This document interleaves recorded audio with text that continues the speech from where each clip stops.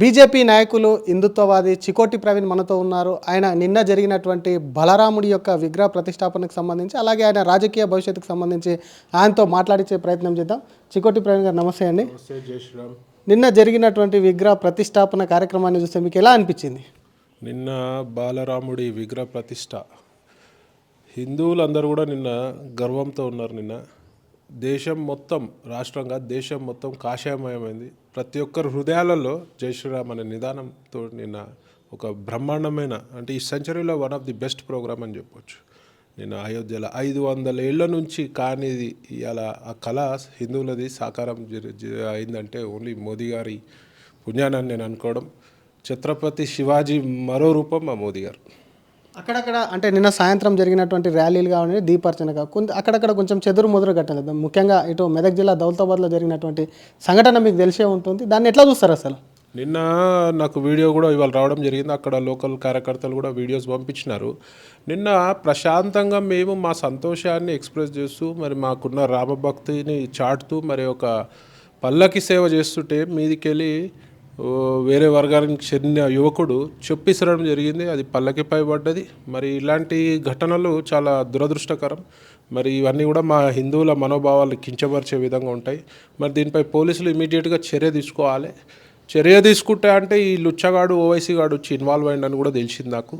మరి దీనిపై ఇక్కడ నేను ఎస్పీకి మాట్లాడుతాను, ఇప్పుడే నాకు తెలిసింది ఈ విషయము. మరి కఠినమైన చర్యలు తీసుకోవాలి. మేము శాంతియుతంగా పోతున్నాం. మరి మమ్మల్ని గెలికే ప్రయత్నం చేస్తే మాత్రం ప్రతి ఒక్క పౌరుడు, మా హిందూ సోదరు అందరూ కూడా వీరశివాజీ అవుతారని చెప్పి నేను మనవి చేస్తున్నాను. మరోవైపు పాకిస్తాన్ కూడా నిన్న ఒక అక్కసు కలిగింది. మెజార్టీ వాదానికి నిన్న అక్కడ బలరాముడి విగ్రహ ప్రతిష్టాపన అనేది ఒక ఉదాహరణ అంటూ కూడా మాట్లాడింది. దాన్ని ఎట్లా చూస్తారు? ఇప్పుడు ఇవాళ పాకిస్తాన్లో పోయి మనం గుళ్ళు కట్టే పరిస్థితి ఉందా? ఇవాళ రోమ్లో పోయి మనము చర్చి పక్కన గుడి కట్టే పరిస్థితి ఉందా? లేదు కదా. ఇండియాలో ఉన్నది ఆ పరిస్థితి. గుడి పక్కన మస్జిద్లు ఉన్నాయి, మస్జిద్ పక్కన గుళ్ళు ఉన్నాయి, చర్చిలు ఉన్నాయి. అందరికి కూడా ఒక ఈక్వల్ రైట్స్ ఇచ్చారు. దాన్ని వీళ్ళు ఉక్రోషంగా అక్కాల్సిన అవసరం లేదు. అక్కడ రామ జన్మభూమి అనేది రాముడు పుట్టిన స్థలం. 500 ఏళ్ల కింద ఏదైతే డ్యామేజ్ జరిగిందో దాన్ని మేము మా హిందువుల మనోభావాలు కించపరచకుండా, మరి అలా కోర్టు తీర్పు, సుప్రీంకోర్టు అత్యున్నత న్యాయస్థానం తీర్పిచ్చింది. దాన్ని అందరూ కూడా గౌరవించాలి. దీన్ని వాళ్ళకేం పని అండి? అలా దేశంలోనే చక్కగా లేదు. వాళ్ళు అక్కడ చూసుకోమని చెప్పండి. ఇక్కడ ఇండియాకి ఇంటర్ఫియర్ కావాల్సిన అవసరమే లేదు వాళ్ళకి. మరోవైపు మీ రాజకీయ భవిష్యత్తుకు సంబంధించి చికోటి ప్రవీణ్ పార్టీలో చేరాడు తప్ప ఎటువంటి బాధ్యతలు అయితే అప్పచెప్పలేదు. కానీ రాష్ట్ర నాయకుడిగా చికోటి తనకు తాను ప్రమోట్ చేసుకుంటూ తిరుగుతున్నారని చెప్పి మీ మీద ఒక విమర్శలు వస్తున్నాయి. వాటికి ఏం సమాధానం చెప్తారు? నేను ప్రమోట్ చేసుకుంటూ నాకు చాలా ప్రమోషన్ వచ్చింది మీడియా పుణ్యాన. నాకు కొత్తగా ప్రమోషన్ చేయాల్సిన అవసరం లేదు. నేను ఏ పార్టీలో అయితే జాయిన్ అయినానో నా హిందుత్వాన్ని కాపాడుకునేందుకే జాయిన్ అయినా. నేను ఏదో పదవులు అలంకరించాలని, నేను ఏదో ఉన్నత స్థితికి పదవులలో రాజకీయం పోవాలని కాదు. నాకు ఒక షెల్టరు, ఒక అంబ్రెల్లా లెక్క నాకు పార్టీ అండదండలు కావాలి.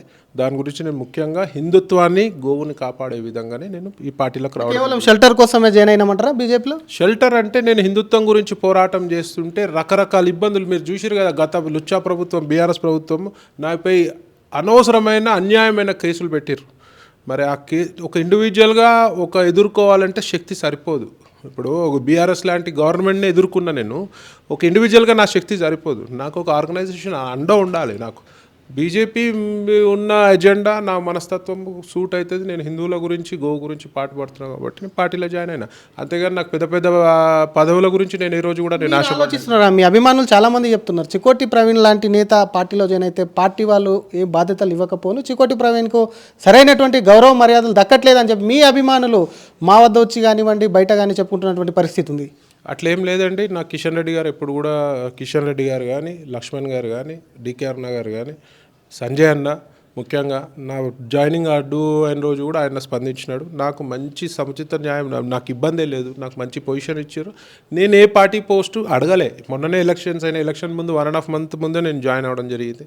ఇప్పుడు మా పార్లమెంట్ ఎలక్షన్ రెడీ అవుతున్నాం. పార్లమెంట్ ఎలక్షన్లు అయిపోయాక నేను నా ఒక బాధ్యతను ఏదన్నా అడుగుతాను. అంతా హడావిడిలోనే ఉన్నారు కదా. మంచి బాధ్యత అడిగినామంటే దానికి మంచి న్యాయం చేయాలనే ఉద్దేశంతో నేను వెయిట్ చేసి నేను అడుగుతాను. తొందర ఏముంది? నేను ఇంకా జూనియర్, నేను ఇంకా రాజకీయంలో వెరీ జూనియర్. సో తొందర ఏం లేదు. యంగ్ ఏజ్ మనది, మంచి భవిష్యత్తు ఉంటుంది.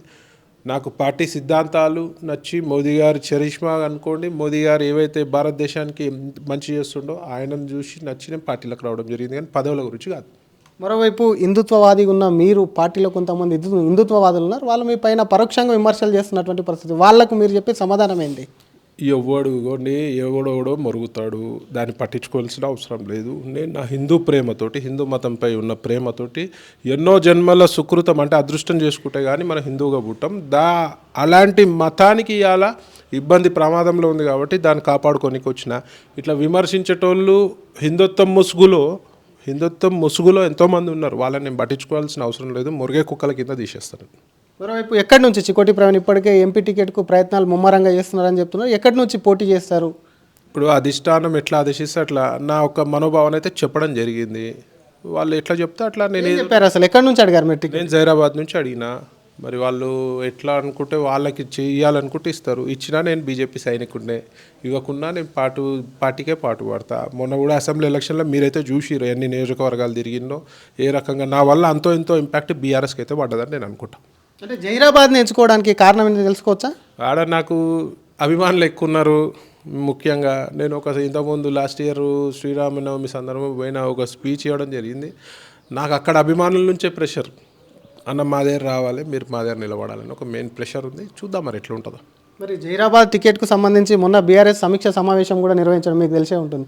ఖచ్చితంగా మూడోసారి జైరాబాద్లో బీఆర్ఎస్ గెలుపు తథ్యమంటున్నారు, చాలా అభివృద్ధి కూడా చేసినామంటున్నారు. మీకు ఏం సమస్యలు కనిపించినాయా మరి జైరాబాద్లో? మస్తు సమస్యలు ఉన్నాయండి.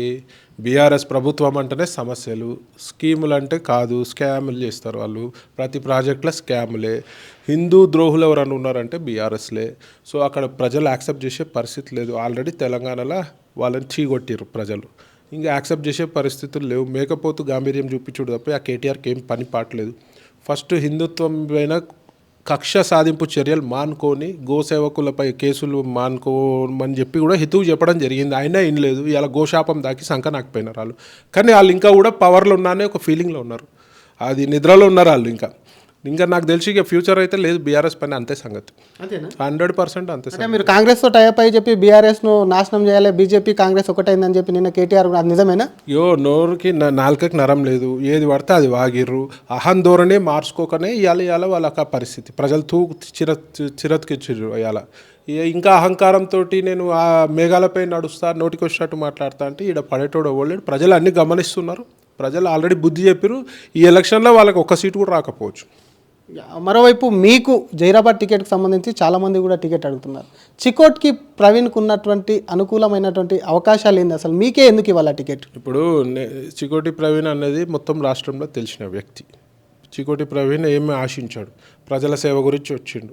నాకు ఏ డబ్బుల గురించి, స్కామ్ల గురించి నేను రాలే పార్టీలకి. ప్రజల సేవ, ముఖ్యంగా హిందువుల సేవ గురించి వచ్చిన. అక్కడ జరుగుతున్న చాలా అన్యాయాలు ఉన్నాయి.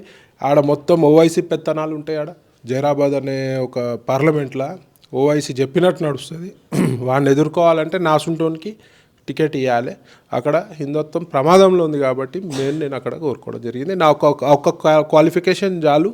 ముఖ్యంగా ప్రజలందరూ కూడా చికోటి ప్రవీణ్ వస్తే బాగుంటుంది అని చెప్పడం జరిగింది. ఇలా మీరు సర్వేలు చేయించుకోండి, క్యాండిడేట్స్ లిస్ట్ పెట్టి. ఇలా నాకు 10లో 7 మార్కులు రాకపోతే నన్ను అడగండి.